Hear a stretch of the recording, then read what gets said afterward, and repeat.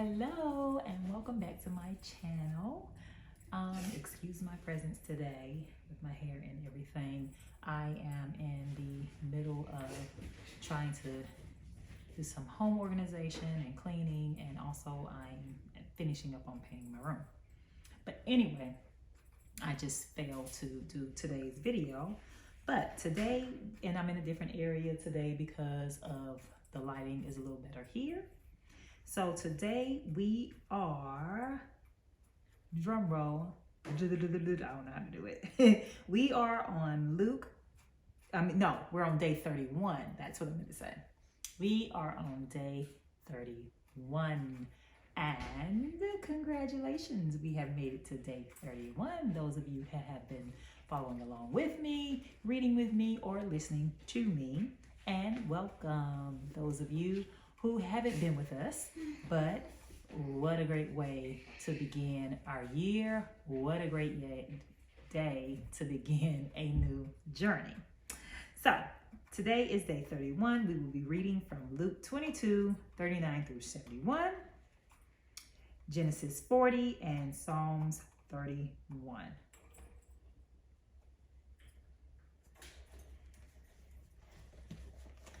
All right. Luke 22, starting at verse 39.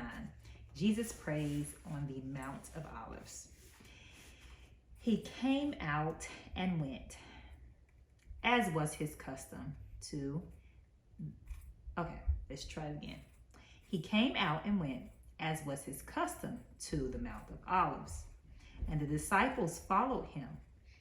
When he reached the place, he said to them, "Pray that you may not come into the time of trial." Then he withdrew from them about a stone's throw, knelt down and prayed, "Father, if you are willing, remove this cup from me. Not my will, but yours be done." Then an angel from heaven appeared to him and gave him strength. In his anguish, he prayed more earnestly, and his sweat became the great drops of blood falling down on the ground. When he got up from prayer, he came to the disciples and found them sleeping because of the grief. And he said to them, "Why are you sleeping? Get up and pray that you may not come into the time of trial." The betrayal and arrest of Jesus. While he was still speaking, suddenly a crowd came, and the one called Judas, one of the 12, was leading them. He approached Jesus to kiss him. But Jesus said to him, "Judas, is it with a kiss that you are betraying the Son of Man?" When those who were around him saw that what was coming, they asked, "Lord, should we strike with the sword?" One of them struck the slave on the high priest and cut off his right ear. But Jesus said, "No more of this." And he touched his ear and healed him. Then Jesus said to the chief priests, the officers of the temple police, and the elders who had come for him, "Have you come out with swords and clubs, as if I were a bandit? When I was with you day after day in the temple, you did not lay hands on me, but this is your hour and the power of darkness." Peter denies Jesus. Then they seized him and led him away, bringing him to the high priest's house. But Peter was following at a distance. When they had kindled a fire in the middle of the courtyard and sat down together, Peter sat among them. Then a servant girl, seeing him in the firelight, stared at him and said, "This man also was with him." But he denied it, saying, "Woman, I do not know him." A little later, someone else, on seeing him, said, "You are also one of them." But Peter said, "Man, I am not." Then about an hour later, still another kept insisting, "Surely this man also was with him, for he is a Galilean." But Peter said, "Man, I do not know what you are talking about." In that moment, while he was still speaking, the cock crowed. The Lord turned and looked at Peter. Then Peter remembered the word of the Lord, how he had said to him, "Before the cock crows today, you will deny me 3 times." And he went out and wept bitterly. the mocking and beating of Jesus. Now the men who were holding Jesus began to mock him and beat him. They also blindfolded him and kept asking him, prophesy. Who is it that struck you? They kept heaping many other insults on him. Jesus before the council. When the day came, the assembly of the elders of the people, both chief priests and scribes, gathered together, and they brought him to the council. He said, if you are the Messiah, tell us. He replied, if I tell you, you will not believe. And if I question you, you will not answer. But from now on, the Son of Man will be seated at the right hand of the power of God. All of them asked, are you then the Son of God? He said to them, you say that I am. Then they said, what further testimony do we need? We have heard it ourselves from his own lips. Now we will go to Genesis 40. The dreams of two prisoners. Sometime after this, the cupbearer of the king of Egypt and his baker offended their lord. These are these pages again. Their lord, king of Egypt. Pharaoh was angry with his two officers, the chief cupbearer and the chief baker, and he put them in custody of the house of the captain of the guard. In the prison where Joseph was confined, the captain of the guard charged Joseph with them, and he waited on them, and they continued for some time in custody.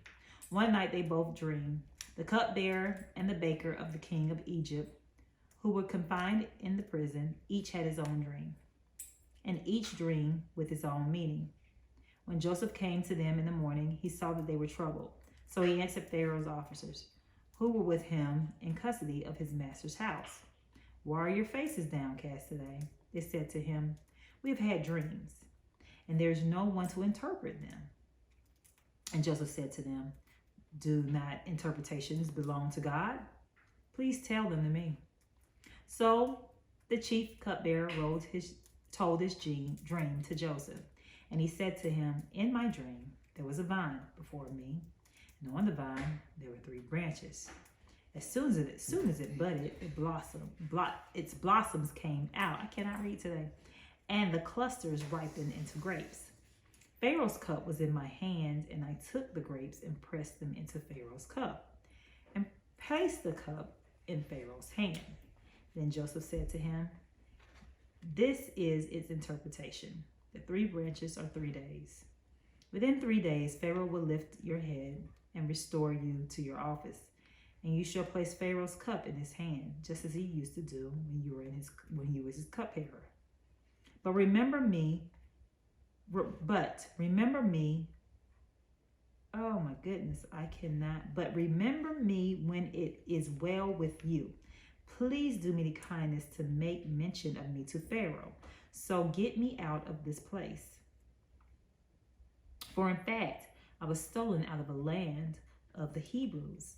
And here also I have done nothing that they should put me into the dungeon. When the chief baker saw that the interpretation was favorable, he said to Joseph, I also had a dream. There were 3 cake baskets on my head, and in the uppermost basket there were all sorts of baked food for Pharaoh. But the birds were eating it out of the basket of my head. And Joseph answered, this is its interpretation. The 3 baskets are 3 days. But in 3 days Pharaoh will lift up your head from you and hang you on a pole, and the birds will eat the flesh from you. On the 3rd day, which was Pharaoh's birthday, he made a feast for all his servants, and lifted up the head of the chief cupbearer and the head of the chief baker among his servants. He restored the chief cupbearer to his cupbearing, and he placed the cup in Pharaoh's hand, but the chief baker he hanged, just as Joseph had interpreted to them. Yet the chief cupbearer did not remember Joseph, but forgot him. So next will be Psalms 31. Prayer and praise for deliverance from enemies. To the leader, a psalm of David. In you, O Lord, I seek refuge. Do not let me ever be put to shame. In your righteousness, deliver me. Incline your ear to me. Rescue me speedily. Be a rock of refuge for me, a strong fortress to save me. You are indeed my rock and my fortress. For your name's sake, lead me and guide me. Take me out of the net that is hidden for me, for you are my refuge. Into your hand I commit my spirit. You have redeemed me, O Lord, faithful God. You hate those who pay regard to worthless idols, but I trust in the Lord. I exult and rejoice in your steadfast love, because you have seen my affliction. You have taken heed of my adversaries, and have not delivered me into the hands of the enemy. You have set my feet in a broad place. Be gracious to me, O Lord, for I am in distress. My eye wastes away from grief, my soul and body also. For my life is spent with sorrow, and my years with sighing. My strength fails because of my misery, and my bones waste away. I am the scorn of all my adversaries, a horror to my neighbors. An object of dread to my acquaintances. Those who see me in the street flee from me. I have passed out of mind like the one who is dead. I have become like a broken vessel, for I hear the whispering of many. Terror all around, as they scheme together against me, as they plot to take my life. But I trust in you, O Lord. I say you are my God. My times are in your hand. Deliver me from the hand of my enemies and persecutors. Let your face shine upon your servant. Save me in your steadfast love. Do not let me be to shame, O Lord, for I call on you. Let the wicked be put to shame. Let them go dumbfounded to Sheol. Let the lying lips be stilled, that speak insolently against the righteous, with pride and contempt.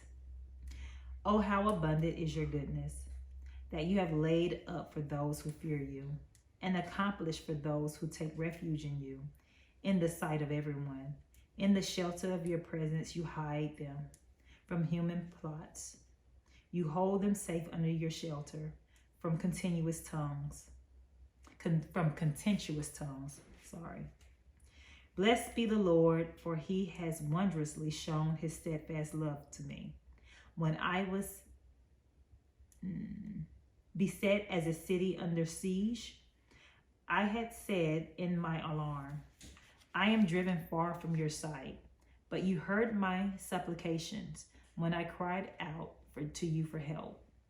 Love the Lord, all you his saints. The Lord preserves the faithful, but abundantly repays the one who acts haughtily. Be strong and let your heart take courage, all you who wait for the Lord.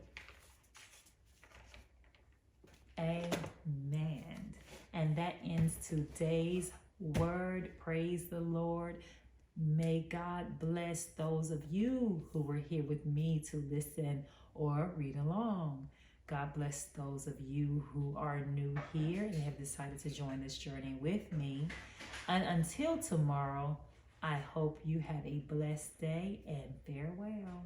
I'm going back to painting.